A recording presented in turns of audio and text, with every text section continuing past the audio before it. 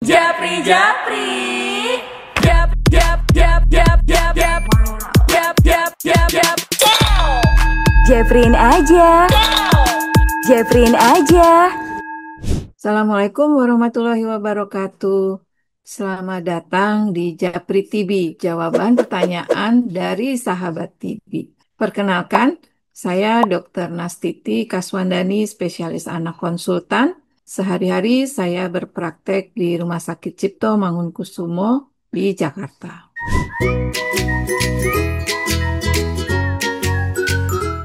Nah, sahabat TB, kalau ditanyakan apakah obat TB sama pada anak dengan orang dewasa?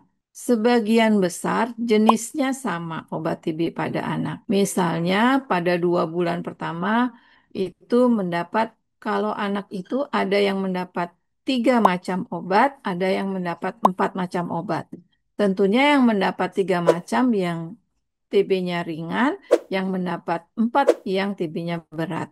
Kalau orang dewasa, itu sebagian besar mendapat pengobatan untuk 2 bulan pertama itu 4 macam obat. Di situ mungkin sedikit perbedaannya. Lalu selanjutnya untuk durasi pengobatan hampir sama, yaitu fase atau masa intensifnya 2 bulan pertama yang terdiri dari 3 atau 4 macam obat, lalu dilanjutkan pengobatan bulan ketiga sampai bulan keenam itu hanya 2 macam obat. Ini hampir sama dengan orang dewasa.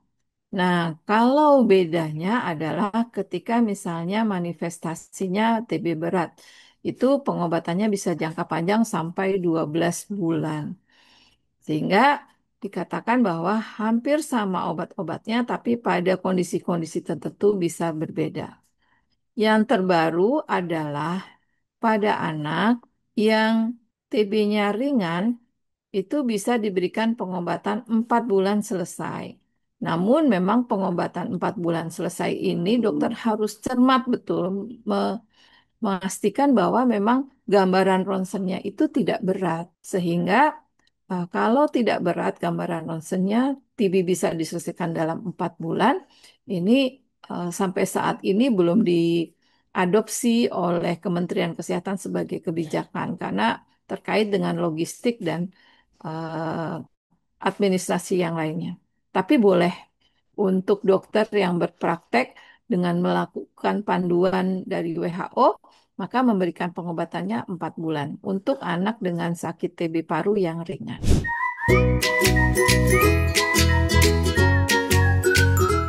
Kalau diberikan obat TB, apa efek sampingnya pada anak? Bersyukurnya adalah efek samping obat TB pada anak jauh lebih ringan dan lebih jarang dibandingkan dengan orang dewasa. Tapi pada beberapa kasus memang masih bisa terjadi efek samping seperti misalnya adanya gangguan pada liver atau hati.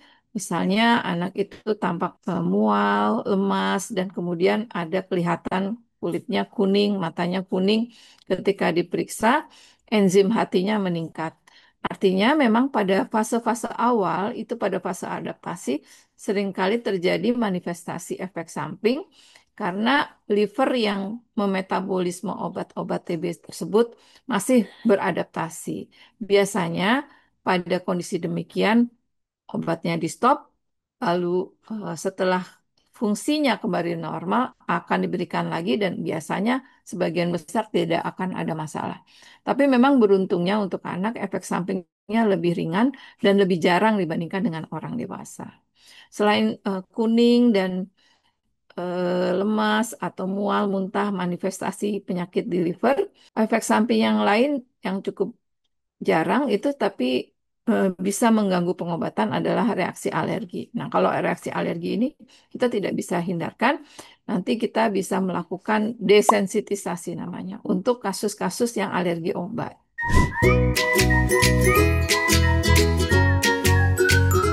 Ini orang tua yang kewalahan kalau anaknya didiagnosis TB, diminta minum obat TB, tapi susah sulit ya, selalu dimuntahkan atau menolak atau kalau kata orang tua zaman now ini kalau ngomong ngasih obat TB drama dulu dok, nah, drama karena heboh. Nah, Tidak ada kata yang mudah ya untuk menyelesaikan permasalahan ini karena karakter anak pun berbeda-beda. Ada anak yang memang mudah, ada anak yang sulit, ada anak yang perlu kesabaran untuk bisa menaklukkannya. Nah, tentu ini adalah kemampuan orang tua masing-masing untuk bagaimana membujuk atau apa namanya, mengalihkan perhatian anak supaya tidak terlalu fokus pada obat yang akan diberikan, mengalihkan perhatiannya dan lain-lain. Itu adalah kemampuan orang tua. Namun sebagai bantuan untuk bisa mempermudah bahwa obat itu boleh dicampur dengan cairan yang mungkin mengandung rasa yang enak. Ya, asal jangan cairannya satu botol penuh, nggak cukup misalnya 10 mili atau 5 mili sehingga rasa obatnya itu tidak terlalu terasa itu boleh ya. Misalnya eh, jus yang encer atau mungkin minuman manis lainnya itu boleh diberikan untuk membantu melancarkan ya. Jadi ketika anak diminumkan obat TB kemudian seringkali dimuntahkan, dilepehkan atau muntah dengan spontan, maka memang beberapa panduan mengatakan obat itu diulang. Kalau memang baru diminumkan langsung dimuntahkan. Akan tetapi kita mesti berhati-hati melakukan pengulangan minum obat ketika itu sering dilakukan.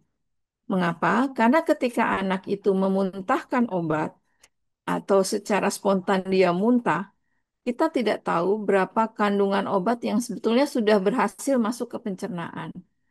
Ketika kita kemudian melakukan pengulangan atau memberi kembali dosis obat itu karena dianggap yang tadi dimuntahkan, maka lama-kelamaan jika itu sering terjadi, kita memberikan dosis yang berlebihan terhadap anak. Karena itu akumulasi dari yang sebagian sudah masuk ketika muntah ditambah lagi dosis yang penggantinya. Jadi tidak disarankan untuk sering melakukan pengulangan. Jadi kita harus mencari cara bagaimana agar obat itu efektif ditelan, tidak dimuntahkan karena kita sering-sering mengulang, itu bisa terjadi nanti efek samping obat yang dialami oleh anak karena sebetulnya obat itu dosisnya jadi kelebihan.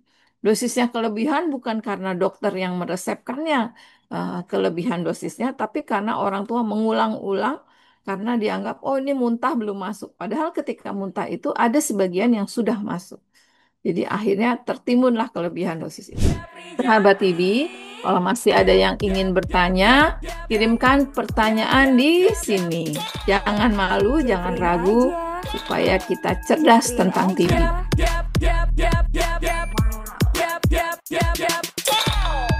Jeffrey aja. Jeffrey aja.